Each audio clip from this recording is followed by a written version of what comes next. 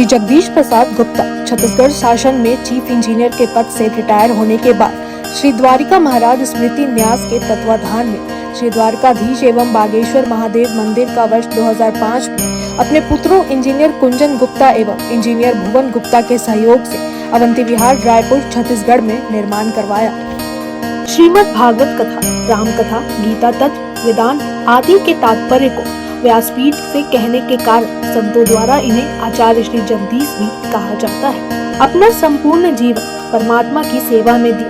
उन्होंने परमात्मा भगवान श्री द्वारिकाधीश के दिव्य गुणों और कर्मों को लेकर अभी तक 15 ग्रंथ लिखे हैं, जिन ग्रंथों को भारतवर्ष के जगत गुरु और महापुरुष संतों के द्वारा आशीर्वाद प्राप्त हुआ है। अभी कठोपनिषद सरलतम बोध नामक ग्रंथ जो 7 विचारों में लिखा गया है।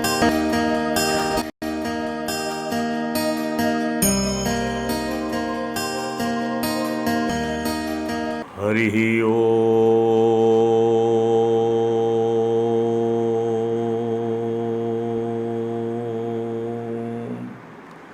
कृष्ण हो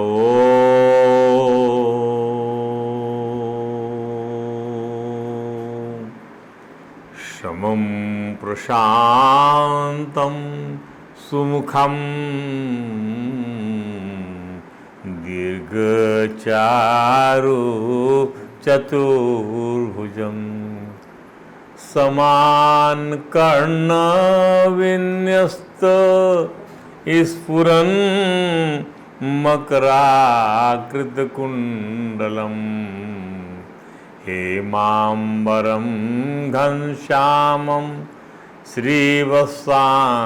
श्रीनिकेतनं शंखचक्रगदा पद्म वनमाला विभूषितं नूपुरैर्विलसितपादं कौस्तुभप्रभयायुतं द्युमत्किरीटकटक कटिसूत्राङ्गद्युतं सर्वाङ्गमनोहरं हृदं कृपा प्रसादेक्षणम् सुकुमारम् अभिध्यायेत् सर्वाङ्गेषु मनो दधत् वंशी विभूषितकरान् नवनीरदाभात् पीताम्बरातरुणबिम्बफलाधरोष्टाम् पूर्णेन्दु सुंदर मुखात् अरविंद नेत्रात् कृष्णात् परम किमपि तत्त्वमहं न जाने।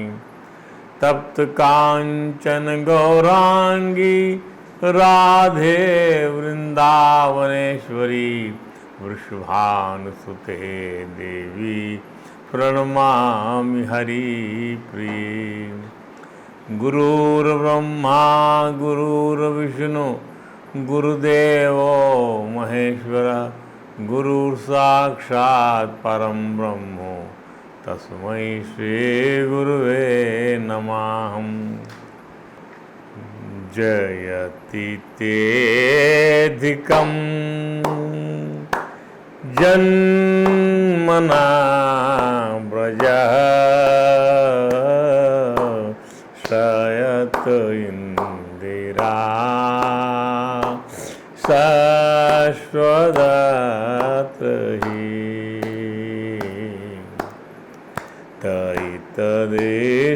तैतदेशतां दीक्षुतावका त्वयि धृतासवम् त्वां विचिवते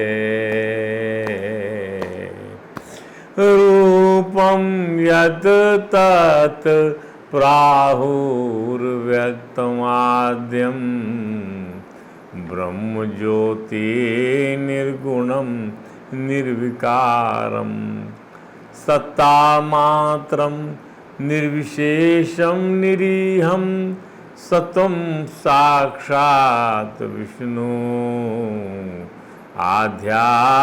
आध्यात्मदीपः नष्टे लोके द्विपरार्धावसाने महाभूतेषु आदिभूतं गतेषु व्यक्ति अव्यक्तं कालवेगीन याते भवानेक शिष्यते शेष संज्ञा। गाइए। शेष नारायण नारायण नारायण। ओ बद्री नारायण नारायण नारायण। श्रीमन्नारायण नारायण नारायण। जगन्नारायण नारायण नारायण।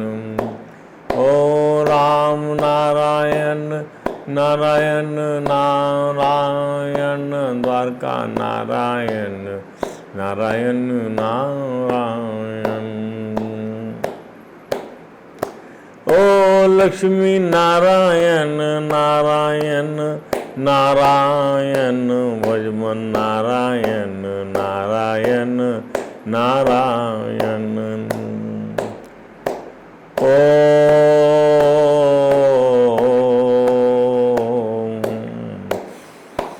कृष्ण नारायण। ओ राधा नारायण। ओ रघुवर नारायण। ओ सीता नारायण। ओ शंकर नारायण। ओ गौर नारायण नारायण नारायण। सूर्य नारायण नारायण नारायण। सूर्य नारायण। ओ संध्या नारायण।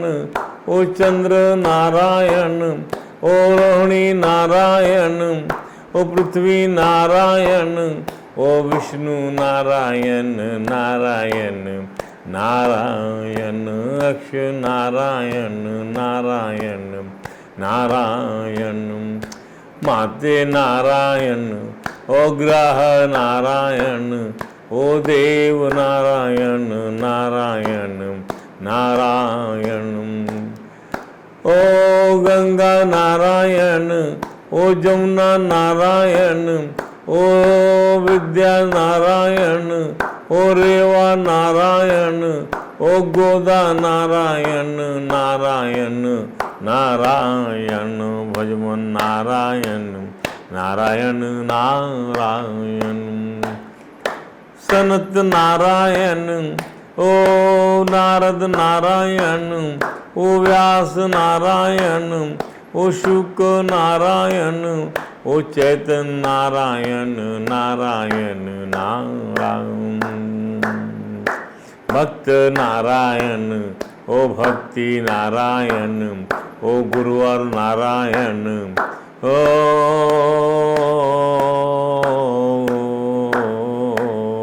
ओ भगवान नारायण नारायण नारायण। गीता नारायण। ओ वेद नारायण। ओ मानस नारायण। ओ भारत नारायण। ओ भागवत नारायण नारायण नारायण। श्रीमन नारायण नारायण नारायण। हरे राम राम राम हरे हरे। हरे कृष्ण कृष्ण कृष्ण हरे हरे। बोलिए परात्पर प्रभु त्रिलोकीनाथ भक्तवांछा कल्पतरु भक्तवत्सल कृपण वत्सल शरणागत वत्सल भगवान श्री द्वारकाधीश महाराज की जय। भगवान श्री बांके बिहारी लाल की जय। भगवान श्री रास बिहारी लाल की जय। भगवान श्री राधा दामोदर नाथ की जय। श्री सद्गुरु भगवान की जय। समस्त गुरु भगवान की जय। श्री चैतन्य महाप्रभु जी महाराज की जय। देवर्षि नारद जी महाराज की जय। भगवान श्री व्यास जी महाराज की जय। परम भागवत भगवान श्री सुखदेव जी महाराज की जय। जय श्री राधे जय जय श्री श्याम। आइए कठोपनिषद सरलतम बोध के 7वें विचार पर हमारा जो अनुभव है, हमारी जो अनुभूति है, वह हम आपके समक्ष रख रहे हैं। सप्तम बोध, सप्तम विचार है परमेश्वर की सर्वरूपता। सर्वरूपता, सर्वरूपों में परमेश्वर ही परमेश्वर है। सर्वरूपता, सब रूपों में परमेश्वर ही परमेश्वर है, भगवान ही भगवान है, मैं ही मैं है, ब्रह्म ही ब्रह्म है, वासुदेव वासुदेव है, ईशा वासुविदम सर्वम यद किंचित जगत्याम जगत तेन त्यक्तेन भुंजिथा माँ गृधा कसधनम। ये कहा ईशा वास्तुपनिषद में कहा गया। भगवान श्री कृष्ण ने कहा गीता में क्या? भगवान कहते हैं मत्ता परतरम नान्यद किंचित धनंजय मयि सर्वदम प्रोतम सूत्रे मणिगणायु। वस्तुतो भागवत कहती है वस्तुतो जानतम अत्र कृष्णा स्थासनु चरिष्णु च भगवान रूप अखिलम अतद वस्तु रूपताम। क्या देखें भगवान के सिवाय, ये है भगवान की स्वरूपता। तो इस हेतु जिज्ञासु को जो आत्मज्ञान की तरफ प्रबुद्ध है, जानने के लिए बढ़ा हुआ है, उसको नचिकेता ने कठोपनिषद की अपने मंत्र में बतलाया। दूसरे अध्याय की दूसरी वल्ली के 8वें मंत्र में क्या? याएश सुप्तेशो जागर्ति कामं कामं पुरुष निर्मिमाणः। कामं कामं पुरुषो निर्मिमाणः यह जागर्ति। क्या? जो सबके सोने पर जागता है, जागता ही रहता है। क्यों? वह जो है सबके कामनाओं के अनुरूप जो है उसका जो है फल बनाता है। उसको क्या फल मिलना चाहिए, उस काम में मशरूफ है वह। इसका अर्थ है वही शुक्र है। तदेव शुक्रम तद ब्रह्म तदेवामृतम उच्यते तस्मिन् लोका श्रिता सर्वे। उसी में सारे लोगों ने आश्रय पाया हुआ है, सबका आश्रय भूत है वह। उसका कोई उल्लंघन नहीं कर सकता, कोई उससे ऊपर नहीं है, कोई उसको गवर्न नहीं कर सकता, वह सबका गवर्नर है। तो इसमें अब जो बात समझने की थी हमको कि तदेव शुक्रम तद ब्रह्म, तदेव शुक्रम तदेव शुक्रम तदेव ब्रह्म। तो इसमें ब्रह्म का निरूपण करना है। क्या? वही जो स्वप्न देखता है, वही जो स्वप्न देखता है, यह सुप्तेषु, वही जो सुसुप्त में शांत रहता है। ध्यान दीजिए, सुसुप्त में सो गया मन, सन्ने अहमी गणे इंद्री गणे अहमी चा प्रसुप्ते, अहम भी सो गया। इंद्रियों के साथ में उसका अहम भी सो गया, शांत हो गई इंद्रियां। और जो स्वप्न के विक्षेप को देखता है, जो मस्तिष्क में जो बुद्धि में अपने आप जो विवर्त है, अपने आप जो भासता है, वो स्वप्न जो होता है, स्वप्न का विक्षेप। और जो जागृति अवस्था बता दिया, सुप्ति में शांत रहता है, स्वप्न में विक्षेप रूप देखता रहता है, चंचलता की अवस्था। और जागृति में अपने को द्रव्य मानकर मूढ़ हो गया है, अपने को द्रव्य मानकर जागृति में द्रव्य मान लिया, अपने आप को शरीर मान लिया, अपने आप को जागृति पे। वही तो शुद्ध आत्मा है। तो ध्यान दे, द्रव्य माने पैसा नहीं, द्रव्य माने जिसे द्रवित किया जा सके, जिसको पिघलाया जा सके, जिसका रूप बदला जा सके, ट्रांसफॉर्म किया जा सके, रूपांतरित किया जा सके, वह द्रव्य है। द्रव्य क्या है? द्रव्य which can be transformed, which can be fabricated, which can be whose form can be deteriorated। ध्यान दीजिए, संतों ने इस शरीर को, इस देह को क्या कहा? द्रव्य कहा है। यह जवान होता है, हाँ होता है, यह बूढ़ा होता है, यह मर जाता है, इसका ऑपरेशन होता है, इसमें इंजेक्शन लगता है, इसमें दवा डाली जाती है इस शरीर में, ये द्रव्य है ना, इसलिए इसमें खाना पीना इसको दिया जाता है। जो इस द्रव्य को मैं मानकर, जो इस पानी को, द्रव्य को, तरलता को मैं मानकर जागृत में मूढ़ बन गया, मैं मान लिया इसको, इसी शरीर को जो पानी है, जिसको खाना पीना दिया जा रहा है, जिसको इंजेक्शन लगाया जा रहा है, जो जवान हो रहा है, जो बूढ़ा हो रहा है, उसको जागृत में मूढ़, जो इसको मैं मानकर जागृत अवस्था में मूढ़ बन गया। मूढ़ माने मोहयुक्त बन गया कि यह मैं, यह मेरा, इसका नाम मूढ़ है। मूढ़ कौन है? जो मैं करता है, जो कहता है कि ये मेरा है।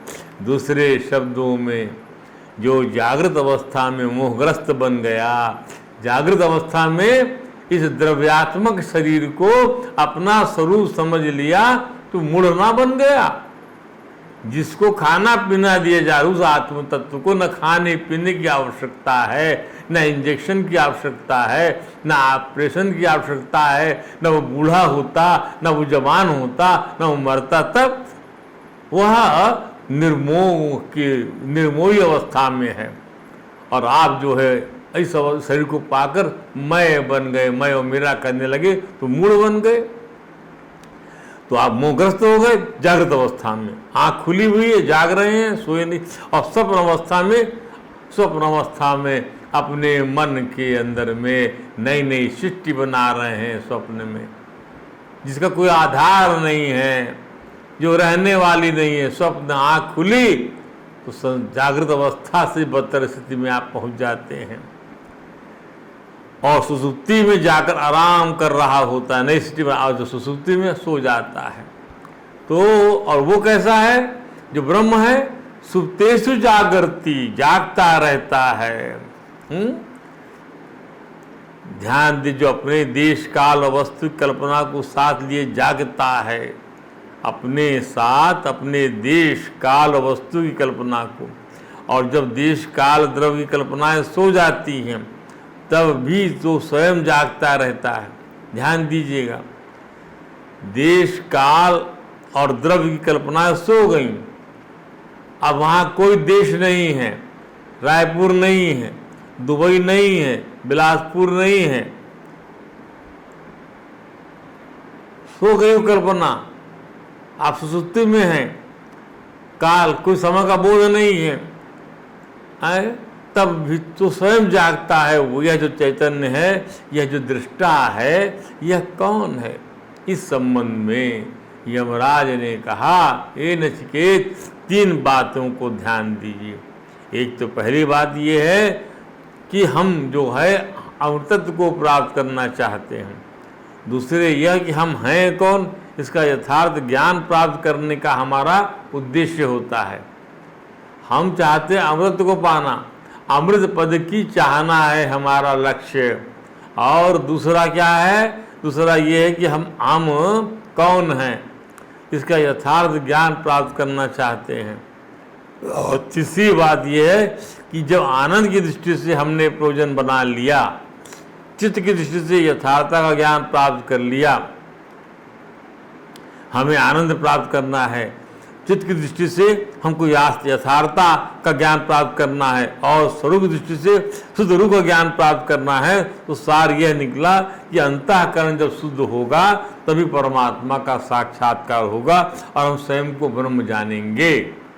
तो कुल मिला के वही बात, अंतःकरण शुद्ध होगा तभी परमात्मा का साक्षात्कार होगा और हम स्वयं को ब्रह्म जानेंगे, अपने यथार्थ स्वरूप को जानेंगे। स्वरूप का ज्ञान होते ही बंधन से छुटकारा मिल जाएगा। बंधन से छुटकारा मिलते ही अमृतत्व की प्राप्ति हो जाएगी। तो साधन की दृष्टि से अंतःकरण शुद्ध करना, साधन की दृष्टि से आपका टास्क क्या है? अंतःकरण शुद्ध करिए। स्वरूप की दृष्टि से ज्ञान प्राप्त करिए और अमृतत्व की दृष्टि से बंधन से छुटकारा मिलने का फल। आप यदि बंधन छुटकारा पाइए तो अमृतत्व मिल जाएगा आपको। जब कोई बंधन ही नहीं है, वही तो है कि आप कोई वहाँ पर ऐसी अवस्था नहीं है जो आपको जन्मने और मरने वाला बना दे। आप तो अमृतत्व को प्राप्त कर लिए हैं। तो यही 3 विभाग हुए, अंतःकरण शुद्ध करना, स्वरूप की दृष्टि से ज्ञान होना और अमृतत्व की दृष्टि से बंधन छुटकारा। अब भगवान यम ने कहा कि यह जो जागृत सब सुषुप्ति का दृष्टा है, यह एष सुप्तेषु जागृति कामम कामम पुरुषो निर्माणः तदेव शुक्रम तद ब्रह्म तदेव अमृतम। वही शुक्र है, वही ब्रह्म है, वही अमृत है। ध्यान दीजिए, हम तो यह स्वयं में साधन है, स्वयं में स्वरूप है, स्वयं में फल है। फल कैसे हुआ? ये हमको बंधन छुटकारा मिल जाता है, ऐसा हमको बोध होते साथ ही कि हम ब्रह्म हैं। ध्यान दीजिए। और शुक्र कैसे है? ये इसमें किसी किस्म का विक्षेप आवरण ये सब नहीं रहता, अंतःकरण शुद्ध रहता है। और ब्रह्म जैसे क्या है? स्वरूप का ज्ञान हो जाता है कि जो ब्रह्म है वही आप हो, जो आप हो वही ब्रह्म है। अब शुक्रम की यहाँ पर बात करते हैं। हम नित्य शुद्ध बुद्ध, हम नित्य शुद्ध मुक्त बुद्ध हैं। हम क्या हैं? नित्य हैं, शुद्ध हैं, मुक्त हैं और बुद्ध हैं। ध्यान दीजिए, हमेशा रहने वाले हैं, बदलने वाले नहीं हैं। प्रकृति भी हमेशा रहने वाली है पर बदलने वाली है। See the difference. हम परा प्रकृति हैं भगवान की। ध्यान दीजिए, शुद्ध हैं हम पदार्थ से नहीं बनते, हम पदार्थ नहीं बनते, पदार्थ से प्रकृति बनती है। ध्यान दीजिए, शुद्ध हैं और मुक्त हैं। मुक्त इसलिए हैं हम कि हमारा स्वरूप जो है वो भगवान का स्वरूप है। भगवान हमारे साथ मित्रता रखते हैं, कहते हैं कि जीव मेरा ही अंश है, इसलिए हम शुद्ध मुक्त हैं। अब बुद्ध हैं अर्थात हमारे में ज्ञान है भगवान का जो है। बुद्ध मतलब क्या? बुद्ध मतलब हमको ये बोध है कि हम ठाकुर के पाले में हैं, हम प्रकृति के पाले में नहीं है, हम भूल जाते हैं। ध्यान दीजिए, तो शुद्ध माने किसी के साथ हमारा हाथ बंधा हुआ नहीं है, किसी वस्तु के साथ हम बंधे हुए नहीं हैं। इसका अर्थ हुआ हम शुद्ध हो गए। किसी के साथ हमारा हाथ बंधा हुआ नहीं है और हम किसी व्यक्ति के साथ बंधे नहीं हैं, हम शरीर के साथ बंधे नहीं हैं, ना मन के साथ बंधे हैं, ना अंतःकरण के साथ। सभी को छोड़ सकते हैं। और तो और हमें जीवत्व की जो भ्रांति है वह भी झूठी है। हमें जीवत्व, जीव भाव, उसकी भ्रांति बहुत झूठी है। ये जीव भाव झूठा है। ध्यान दीजिए, किसी ने हमारा नाम मोहन रख दिया तो हमने बिना सोचे समझ में मान लिया। अगर इसी तरह किसी ने हमें जीव बता दिया तो हमने जीव मान लिया, पापी और पुण्यात्मा बना लिया स्वयं को, बिल्कुल वैसे ही जैसे हमारा नाम है। एक आदमी का नाम था झगड़ू भगरू नाम था उसका। जब वो पढ़ लिख गया तो अपने इस नाम पर बहुत शर्म आने लगी उसको, तो वह लगा कि व्हाट रिडिकुलस नाम दिस इज। तो झगड़ू का उसने उठाया जे अंग्रेजी में और भगरू का उठाया उसने बी। अब उसने नाम रख दिया अपना JB है, तो अर्थात झगड़ू भगरू तो रख लिया। तो कहीं हम नाम में बंधे हैं? नहीं है। हम कहीं वस्तु से बंधे नहीं है। शुक्रम हमारी विशेषता नहीं, संज्ञा है। शुक्रम हमारी विशेषता नहीं है। हम स्वतः शुक्र हैं। ध्यान दीजिए, विशेषण क्या होता कि हम संज्ञा और है और उसकी विशेषता बता रहा है शुक्र शब्द। नहीं नहीं नहीं, हम संज्ञा ही हमारी जो है शुक्र रूप है। ध्यान दीजिए, तो तदेव शुक्रम तद ब्रह्म तदेव अमृतम उच्यते। भगवान यम नचिकेता के माध्यम से हमें समझाते हैं कि हमने अपने को अशुद्ध मान रखा है। क्या मान रखा है? अशुद्ध मान रखा है, जबकि हम शुद्ध हैं। हमने अपने को जीव मान रखा है, जबकि हम जीव नहीं ब्रह्म हैं। ध्यान दीजिए, हमने अपने को जन्मने मरने वाला मान लिया, जबकि हम अमृत हैं। सब हमने ऐसे मान लिया है। शुद्ध होकर अशुद्ध मान लिया, ब्रह्म होकर जीव मान लिया, और क्या मान लिया? और जो है जन्मने मरने वाला, अमृत हो जन्मने मरने वाला मान लिया। हम अमृत हैं, आनंद वाले, आनंद से भरपूर हैं। हम आनंद ही हमारा स्वरूप है। तो हमने क्या मान लिया? हम दुखी हैं, हम सुखी हैं, ऐसा हमने मान लिया। उच्यते माने उपदिशते, भगवान हम कहते हैं इसका ही तो हम उपदेश कर रहे हैं। ध्यान दीजिए, तो क्योंकि हमारी प्रज्ञा, हमारी मान्यता इसके विपरीत हो गई है, उससे आत्मज्ञान के परिप्रेक्ष्य में हम अनुकूल बना। भाई द डिस्कोर्स इज रिक्वायर्ड। ये अज्ञान को दूर करने के लिए उपदेश की आवश्यकता पड़ रही है, क्योंकि हमारी मान्यता बदल गई है। इसलिए आत्मज्ञान के परिप्रेक्ष्य में हमें अनुकूल बनाना चाहते हैं, इसलिए हम उपदेश दे रहे हैं। ये तो संतो न वा संतो, संत लोग कहते हैं कि क्या कोई हमें बताने वाला ज्ञानी ध्यानी महापुरुष हमारे आसपास नहीं रहता, क्योंकि बताए कि हम शुद्ध हैं। संतो न वा संतो, कोई संत नहीं रहता हमारे आसपास। हम कामी क्रोधी लंपट है, ये संत नहीं बताते। कहते हैं संत, तो उसको कहा जाता है, किसको कहा जाता है संत? भवबारिधि मृग तृषा समाना। भवबारिधि मृग तृषा समाना। जिस दिन अस भाखत निस दिन अस भाखत नहीं आना। संत उसको कहते हैं जिसकी प्रत्येक वाणी में यह वाणी निकलती है कि ये जो नाम रूप क्रियात्मक प्रपंच दिखाई पड़ रहा है, ये भव बारिधि मृग तृषा समाना, ये मृग तृष्णा के जल के समान मिथ्या है। भव बारिधि मृग तृषा समाना। भव बारिधि, ये जो भव सागर है, ये मृग के समान तृषा समाना है, जल के समान मिथ्या है। आत्म तत्व के सिवाय और कुछ सत्य नहीं है। निस दिन अस भाखत नहीं आना, जिसकी प्रत्येक वाणी में वाणी निकलती है। जिस निस दिन अस भाखत नहीं आना, क्या जो हमेशा ये बोलता है कि भव बारिधि समाना, वही संत है। तो ज्ञानी पुरुष का लक्षण है कि जो कहता है ये आत्म तत्व के सिवाय और कुछ सत्य नहीं है, भव बारिधि तृषा समाना। अब आइए उस मंत्र में जो कहा यमराज ने, क्या कि या एष सुप्तेषु जागृति कामोम कामम पुरुषो निर्माणः तदेव शुक्रम तद ब्रह्म तदमृतम उच्यते तस्मिन् लोकाश्रिता सर्वे तदु नातेति कश्चन। उसी में सारे लोगों ने आश्रय पाया हुआ। अब इस लाइन को समझिए, इस मंत्र की। सारे लोक हिरण्य गर्भ कूटस्थ आत्मा में ही तो भासते हैं। कहाँ भासते हैं? हिरण्य गर्भ कूटस्थ आत्मा में। ध्यान दीजिए, हिरण्य गर्भ कौन है? हिरण्य गर्भ जो है ब्रह्मा जी को हिरण्य गर्भ कहा जाता, स्वयंभू ब्रह्मा जी को।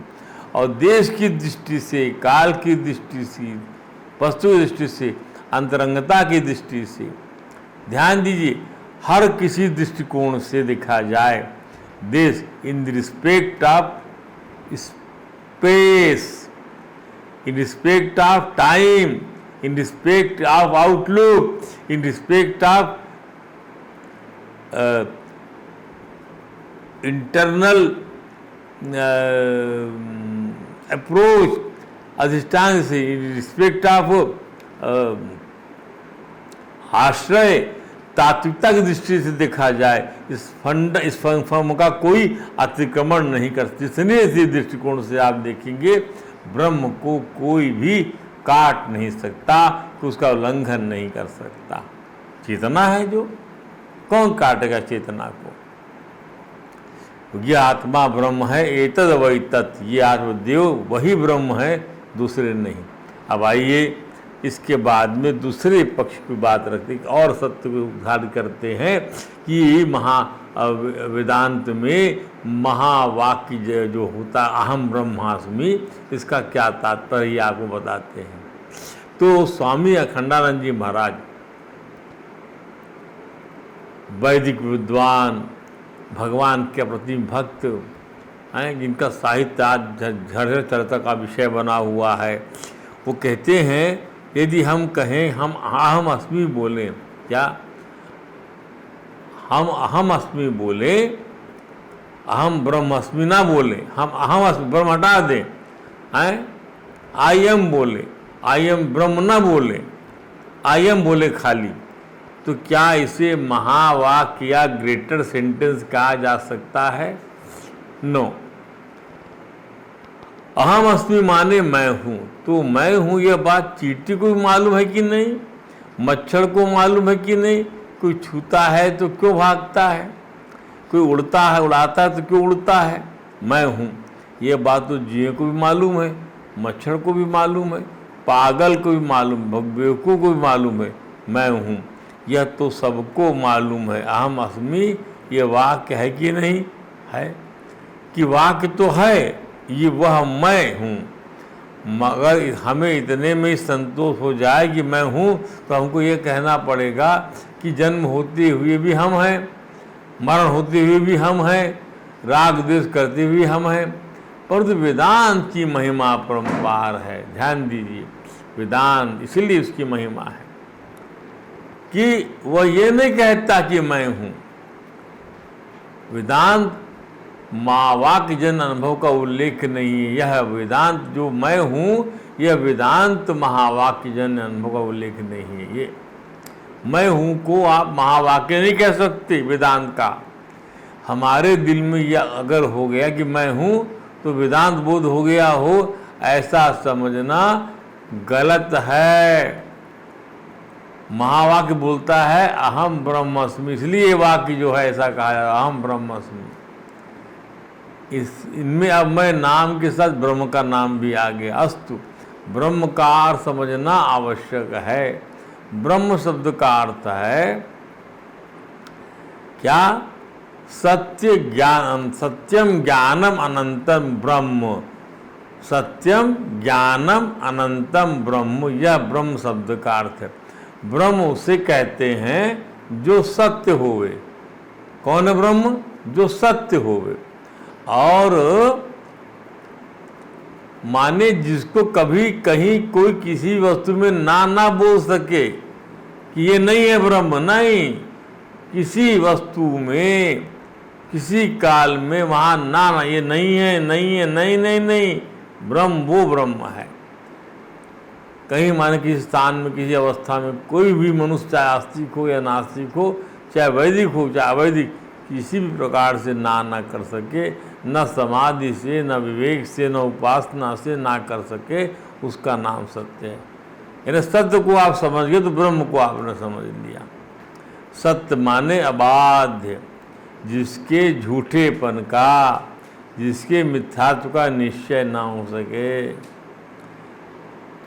उसको सत्य बोलते हैं। अब आइए, सत्यम ब्रह्म क्या है? सत्य हो गया, तो यही जो चीज़ें हैं ये सब ब्रह्म कहलाएंगी। ऐसा सत्य, सत्य क्या? ऐसे सत्य को आप ब्रह्म बोलिए या ऐसे सत्य को, ऐसे ब्रह्म को सत्य बोलिए। ध्यान दीजिए, ब्रह्म को भी आप ना नहीं कर सकते। हर स्थान में है, हर अवस्था में है, हर मनुष्य में है। वैदिक होने पर भी है, अवैदिक होने पर भी है, समाधि में भी है, विवेक में भी है, उपासना में भी है, नहीं करे तो भी है उसका। तो सत्य माने अबाध्य, इसको बाधित ना किया जा सके, जिसके मिथ्यात्व का, जिसके असत्य होने का निश्चय ही ना कर सके उसको सत्य बोलते। अब आइए दूसरी बात पे, ज्ञानम, सत्यम ज्ञानम अनंतम ब्रह्म, जो ज्ञानमय है, जो ज्ञान है वह ब्रह्म है। ज्ञान है जो, क्या, अब समझिए, ज्ञान का अर्थ है जो स्वयं प्रकाश है। क्या है? स्वयं प्रकाश है। सत्य हुए और जड़ हुए तो बोले कि नहीं, चैतन्य होना चाहिए। आप सत्य हैं और परंतु जड़ हैं। आप सत्य हैं पर जड़ है, नहीं नहीं नहीं, उसको चैतन्य होना चाहिए कि अच्छा चैतन्य हुए और बाधित हुए, क्षणिक हुए, नहीं नहीं नहीं, उसको सत्य होना चाहिए। क्षणिक हो तो सत्य नहीं रहेगी। वो अनंत माने देश काल वस्तु से अपरिचिन्न परिपूर्ण अविनाशी अव्यय ऐसी वस्तु का नाम ब्रह्म है। अस्मि कहता है कि जिसको हम मैं बोल रहे हैं, जिसको हम ब्रह्म समझ रहे हैं, सो यह दोनों दो से दो नहीं एक है। जिसको हम मैं बोल रहे हैं, जिसको हम ब्रह्म समझ रहे हैं, सो यह दोनों दो नहीं एक है। ध्यान दीजिए, अहम ब्रह्मास्मि, दो नहीं एक है। जो अहम है वही ब्रह्म है। इदम में आरोपित ब्रह्म बुद्धि और अहम में आरोपित ब्रह्म बुद्धि एक है। ध्यान दीजिए, इदम में आरोपित, संसार में आरोपित, प्रकृति में आरोपित ब्रह्म बुद्धि और अहम में, पराशक्ति में, पराबोध में, जीवों में आरोपित ब्रह्म बुद्धि एक है। अद्वैत के वेदांती कहते हैं इदम में जो ब्रह्म बुद्धि है वह तो आरोपित है और अहम में जो ब्रह्म बुद्धि है वह वास्तविक है। ध्यान दीजिए, इदम में जो ब्रह्म बुद्धि है, this is Brahma, this is ब्रह्म, ये आरोपित है, इम्पोजिशन है। और जो अहम में अहम ब्रह्म, ये सत्य बुद्धि है, वो वास्तविक। क्योंकि इदम पद का जो अभी अर्थ होता है वह अहम के आश्रित रहता है। इदम का जो भी अर्थ है, दिस इज दी वर्ड, ये मेरी जानकारी में आया इसलिए ये अर्थ मेरे पर आश्रित हो गया। कोई निर्जीव वस्तु भी मालूम पड़ती है जब अहम होगा। अहम की बिना इदम की उपलब्धि नहीं हो सकती। ध्यान दीजिए, वैसे इदम नपुंसक लिंग है और अहम क्या है? अहम जो है वह सर्वनाम है। पहले अहम वृत्ति भाषित, तब इदम वृत्ति भासती है। इदम वृत्ति अहम वृत्ति परक होती है, इदम वृत्ति अहम वृत्ति परक होती है। और अहम वृत्ति के आश्रित होने से इदम में जो ब्रह्म बुद्धि है वह तो आरोपित है, लेकिन अहम में जो ब्रह्म बुद्धि है वह वास्तविक है, रियल है। वह बुद्धि वह कैसे? अहम तो शरीर है, नहीं, यह चूक हो रही है। अहम माने शरीर नहीं, यह सुप्तेषु जागृति सा अहम, जो जागृत अवस्था में न होने पर भी और सपनावस्था में न होने पर भी सुषुप्ति अवस्था में रहकर सुषुप्ति को प्रकाशित करता, उसका नाम अहम है। अहम माने दृष्टा, स्वयं ज्योति। इसी बात को हम फिर कल समझाएंगे। हम यही इसको विश्राम देते हैं।